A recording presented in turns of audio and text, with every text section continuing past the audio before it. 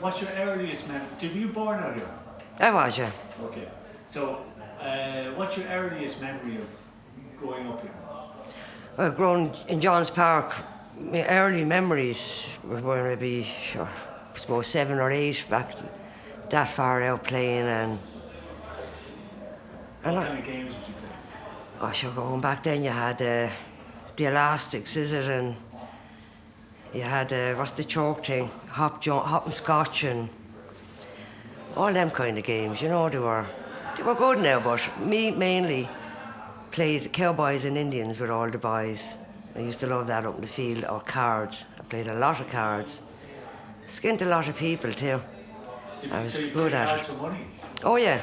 Like what kind of card games? Oh, we play poker up on too. All right. We'd sit on the corner up on the street, just out from my house, you know what I mean? And all the, as I say, the elderly lads be about 18, 19, I'd be 13, 14 at the time, thought is an easy catch with a few bob, you know what I mean? But at the end they got skint. So you handy cards? Oh yeah. Why? Were you able to remember the cards, or were you able to have? No, it's just like cards. It's not to remember them. I wouldn't remember a card now for the world, or how they're fixed. It wouldn't be, as you say, it wouldn't be cheating, yeah. And of course, a lot of knocks on the doors from my mother and father, trying to say that I was cheating, looking for their money back. Are you serious? Yeah. And my sister used to go out, my older sister, and say, she's a 14-year-old child, how would she cheat you? Don't be so stupid. Go home and stop knocking at the door and cop on for yourselves. And I used cheat. You know, I was just good at it. And simple as that. You're able to calculate the chances of getting her a card or whatever. Well, it wouldn't be even that. It's the way you play, like, it's poker. People always keep, say, 10 Jack Queen, hope for the 9 or the ace for a run, the whole lot. I'd keep a pair. I hope to pull in another one. You have 3s. You have a better chance of when you take 3 cards than you do when you only take 1. You know what I mean? So always hold a pair. Go for the 3 cards. You end up with double pair or 3s or something.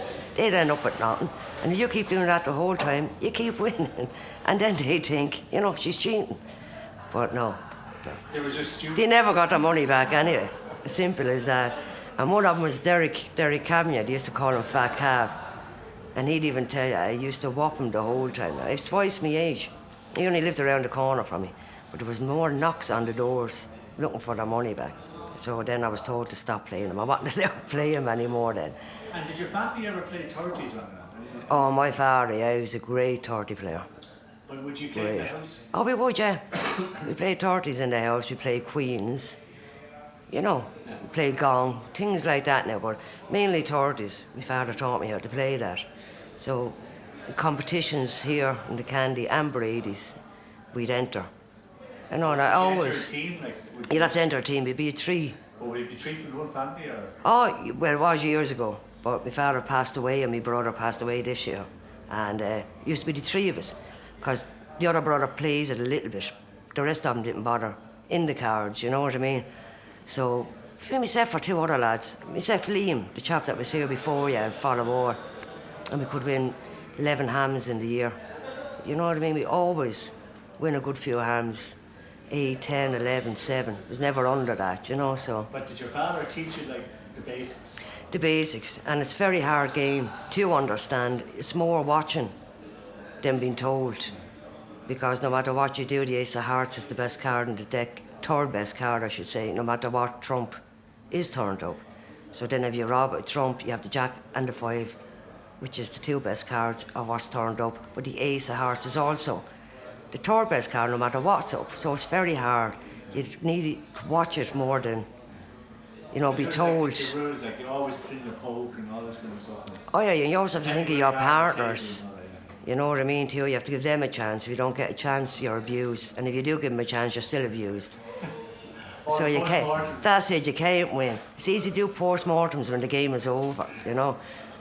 And you were telling me too that your dad used to work in the hide company, what do you call it, Quinlan's, was it? In Quinlan's, yeah, the hide company, doing the sheepskins and the cowskins, delivering them up to New Ross, you know, places like that, Bunclody and places like that. Was that very dirty work? Oh, jeez, it was.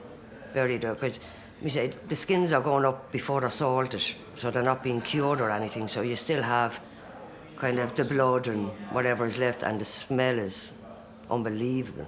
He used to bring me with him a couple of times because I never liked school. And when I go up to the abattoirs or anything like that, he'd show me when they were killing the cows or the sheep. And of course, the lads would come out and they'd always give me a white jacket to put on. You know, I'm thinking of as the bee's knees then, working there, you know. It was good now, a good experience to have seen it. And all, I used to give him a hand doing the hides and doing the skins, and people would say to me, how can you touch something like that? You know, it stinks, but it never bothered me. I just... You mucked in? Just mucked in, and that was it. And your dad then, he used to have that truck then for recreational purposes then? Oh, he did. We were all at home sitting out on a lovely day the weekend. You know, he'd have it parked on the tarmac, and the smell of it now. You get it all over the street. But we'd be all sitting there, and then he'd say, right, we're going for a spin out to Saulines. We used to love. We used to always go to Saulines. So he'd start, when the lorry would start up and people see us getting in, all the doors would be open, everyone would be out, prams and all would be in the back. And on the way out, he'd even stop at people tumming and fire all them in. So there could be 50 to 60 people in the back of this lorry. All just go out to Saulines. It was great, and everyone just getting out of the lorry. And if he didn't stay then, he'd come back in 4 or 5 hours. And there could be 120 going back in. You know what I mean?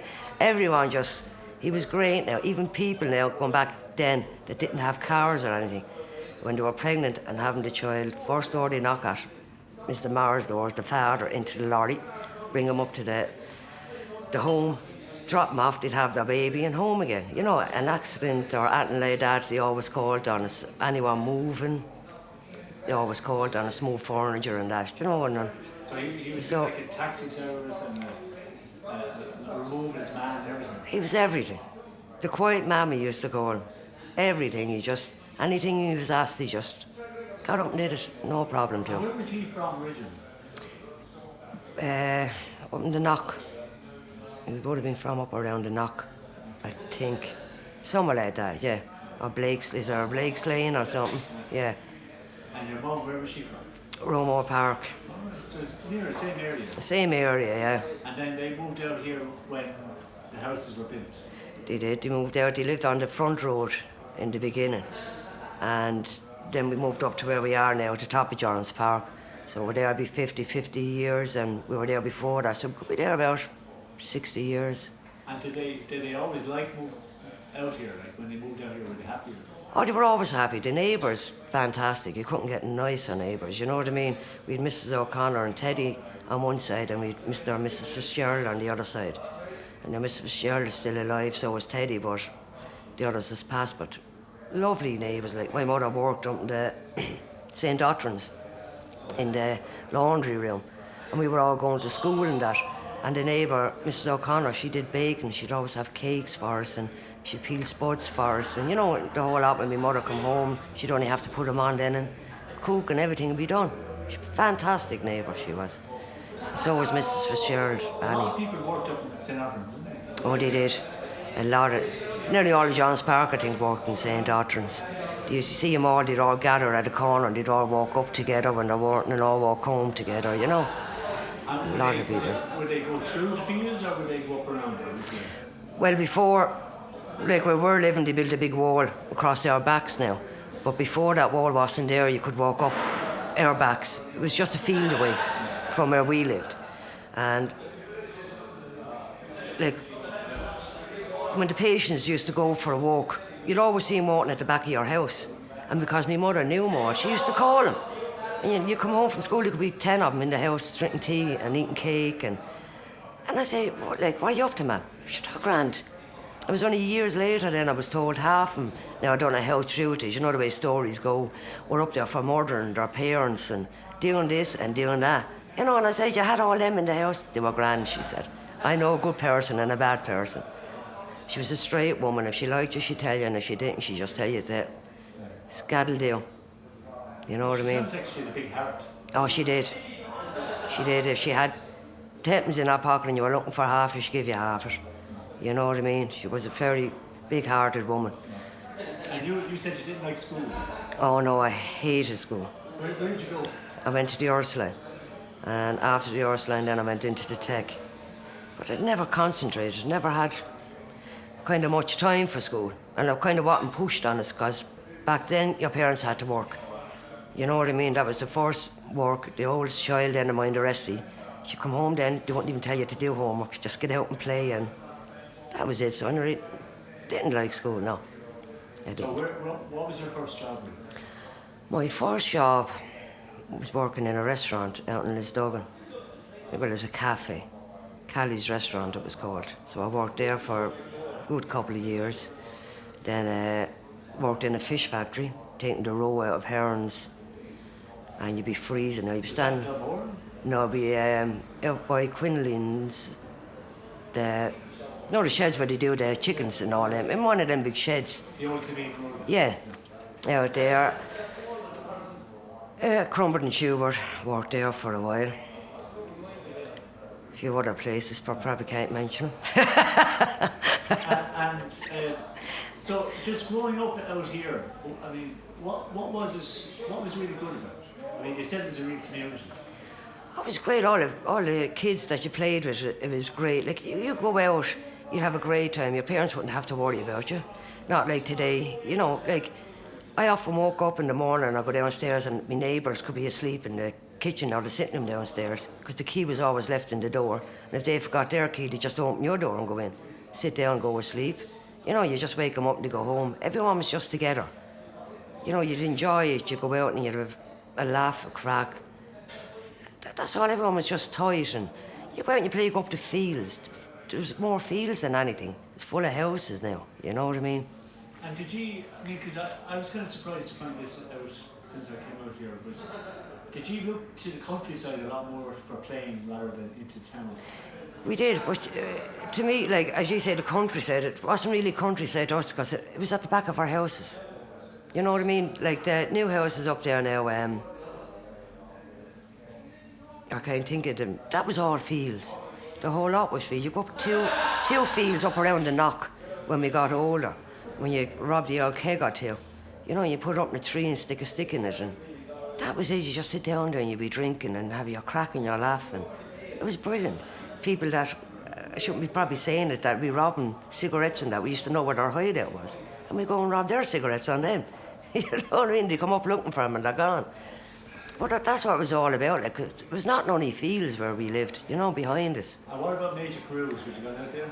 I went out 2 or 3 times only, you know, to major cruise. More of a boys, yeah. 2 or 3 times with the lads, and as I said, I stopped going out because they used to run off. They'd know the place, and then they shout, Lord, what's his name, or Major, or whatever his name is coming. And then you scatter and they'd be all laughing. So after that, I never went back out with them. They used to go out swimming out there. They loved the little pond or lake they had out there. They did a lot of swimming out there, but that was it. Mostly playing up the fields, as I said, you know, and all going together and having a crack and no worries about it. And where did you, was there any discos out here for boys and girls to meet? Or? No, not really. We used to go to Ballinacale, to the disco out there. We go to the Tower Hotel. No Name, is it a No Name Club or something it was called like that at the time. I used to do hockey on roller skates. We used to do that a lot and play different, you know, Dublin and Cork, and used to play a lot. I was good. But not anymore. Was that on the street you started that? Yeah, well, you start on the little pair of roller skates, of course, but when you go down to the clubs, that was down O'Connell Street, the roller disco. When you wear the boots, they were a lot stronger, you know, and protective. You're more comfortable in them. And then they just teach you there. You just skate away and learn how to turn, and once you can turn, you can do anything else. That was about it, you know. We just started hockey then from there. And so you must have been very handy. I was back then. I mean, so that's when I was about 20, you know what I mean, 18, 20.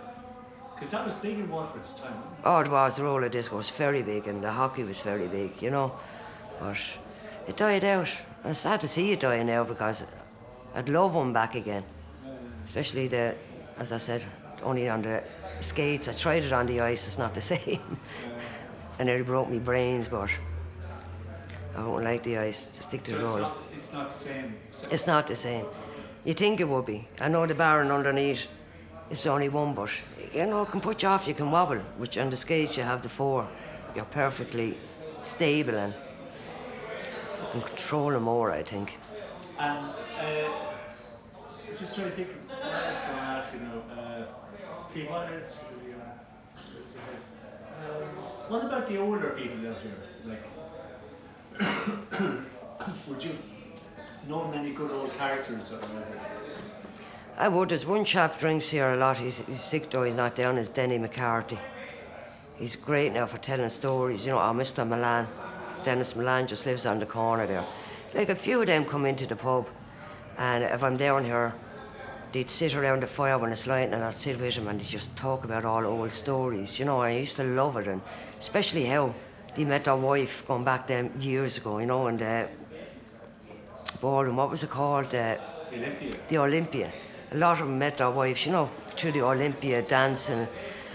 Sometimes I think I would have loved them to be born back then, because the music and the dancing was just fabulous, you know. And I'm into dancing in a big way. I'd love to learn it actually, but I said I wouldn't go into that anyway. But back then the stories they tell and the fun they had, you know, and all about dancing. It's not like now. Anyone taught you drugs or drink or, you know, stuff like that. But yeah, they're all good characters now, and they tell good stories and that. Yeah, I mean, it's very much, someone described it's like a village. It is. Everyone pull together. If something is wrong, everyone will pull together. If something needs something, we'll all pull together and we'll get that for that person. You know what I mean? They're a good community and they're all very good and they'll all help each other. That's all you can really, I'm not saying much. What about the reputation for the place years ago about being a very tough place? It was. It is.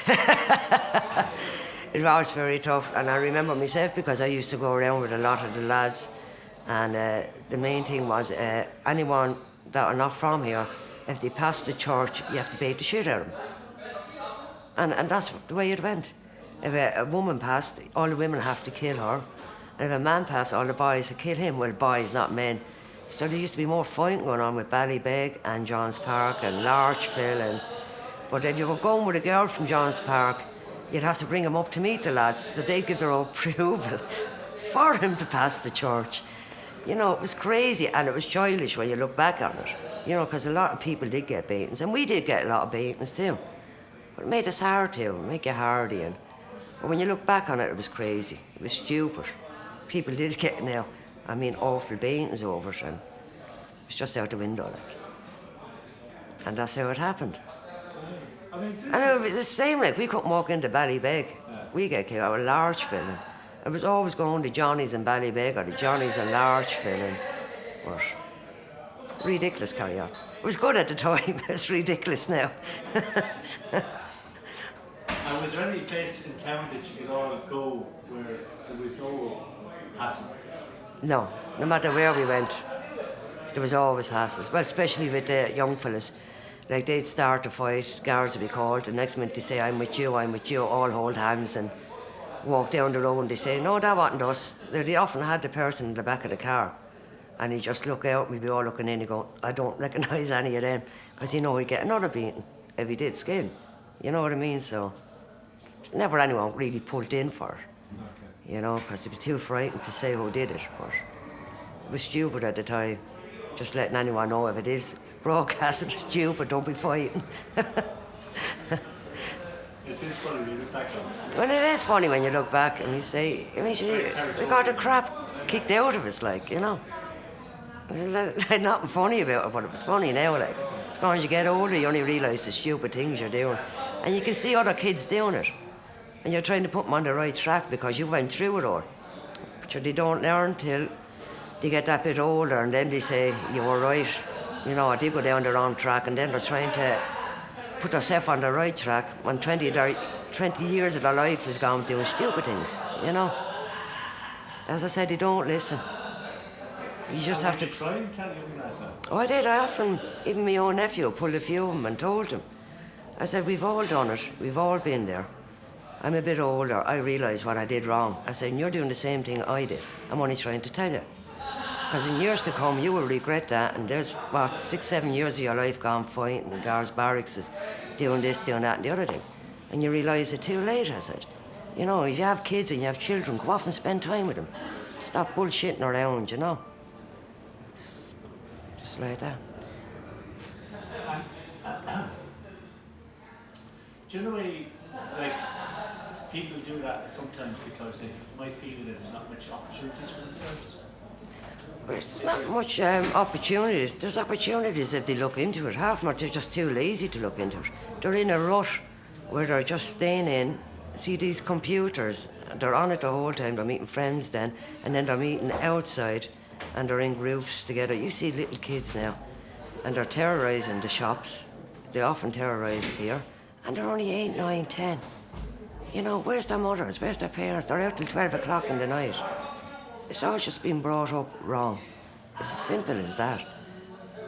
And that's the way it's going. You can see it around John's Park now. And as I said, I've often pulled a few and said, you know, you're going down the wrong road. Stop. There's opportunities out there to go to. As I said, halls, there's games. The community centre up there is great. They have the kids in there baking. You know, they watch videos, they play table tennis and all that. There's loads there, but they're just too lazy because they're in a rush. And they'll just go out and do what they want, and it's as simple as that. They just won't get up off their arse and look for something that they can do. But you're kind of blaming parents a bit, aren't you? Well, sure, the kids wouldn't be doing it if they weren't allowed out, would they? And what about way back, when you were young? Would you blame the parents then as well? No, because we didn't do what the kids are doing today. But there was a lot of trouble going on at the time. Oh, they were in John's Park with the fighting and that. No, I don't blame the parents for fighting. And as you said to the kids today, I don't blame them for fighting, but I'm talking about them kids are out at 12 at night and they're doing more damage. You know what I mean? Like, what we did, we didn't touch shops. You know, we didn't go in and hassle people in shops, hassle the customers, hassle the staff in there, which that's what they're doing now. They're going in shouting, they're picking things up in the shop, throwing them at them. We go into a shop, we buy something, we'd leave. The kids today are going in, pulling stuff off the shelf, throwing them at the people that are serving them. You know, running around the people that are buying stuff in there, the customers. Geez, years ago you didn't know that. If someone called up to your mother and told you were doing that years ago, you get killed, bed with the lid of the kettle. And that's what I used to get, you know. But years ago, when I'm talking about fighting was 17 and 18, when you're allowed out to have a few drinks, of course you're going to fight. That's what we did, you know. Simple as that. But the sense of the young kids now, if they were only, as you said, put into summer, played games, and not be out in the street. A 9-year-old, I often pass, I'd be going up from the pub at 12, and there'd be 2 or 3 of them sitting outside of a shop. What are they doing out at that time? You know, it's wrong. And I'm not blaming the parents, no. I would blame some of the parents if I know of kids, all right. But no, not them all. I just wonder, is it the same thing every generation? We look back on our own generation as being a bit more, I don't know, a bit better or something. And we don't look at. Well, you think of the old generation, you think of our generation when we were growing up. As I said, you could leave a key in the door. Anyone could come in and sleep there, they didn't care. You can't even leave a window open now, or they're breaking in. Look, going back years ago, there was none of that when I was growing up, breaking into houses. Or if they were, I never heard of it. Well, we had not a problem you know. that time as well. Well, you did, but I don't think they're as bad as today. Well, in your time, you're a lot older than me now, come on. Maybe in your time. In my time, we just enjoyed ourselves on the street, and as I said, this day and age, I don't really look into it. I go out and have my few drinks, and I stay in then after that, and that's kind of the end of it. What people do, once they keep it to themselves, leave them off. As simple as that. I'm sick of talking to people and putting them on the right track, and they just laugh at you in the end. So, if they want to do it, leave them do it. If they want to end up in prison, leave them end up in prison. And did many lads from here, when you were young, did many lads from here end up in prison? No. 1 or 2. Out of what, about 30, 40 of us. 1 or 2 did, yes, but no. Not many of them. So it wasn't really an issue? No. Well, I don't think it was, anyway. Most people kind of back down at a certain stage. That's it. Everything stopped after a couple of years. It was, as I said, a phase everyone was going through. Like, do you hear of a good fighter in Johns Park? Everybody wants to fight him. You hear of a good fighter in Ballybeg? Everybody wants to fight him. Then if it gets bet up, then everyone just jumps in, you know. So that's the way it went. But it's just all cooled down now. Everyone gets on with everyone. And I know a lot of people from Ballybeg, Larchville, everywhere. They all just get on. As I said, it was years ago, and it was a phase everyone was going through.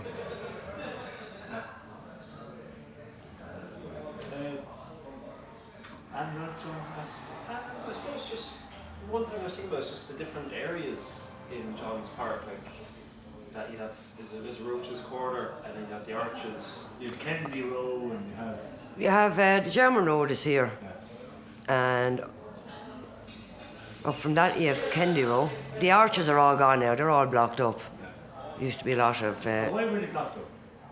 Well, in the night time you get a lot, as I said, 18, 19-year-olds drinking, and they'd sit in the arch if it's raining drinking. So they're making a lot of noise.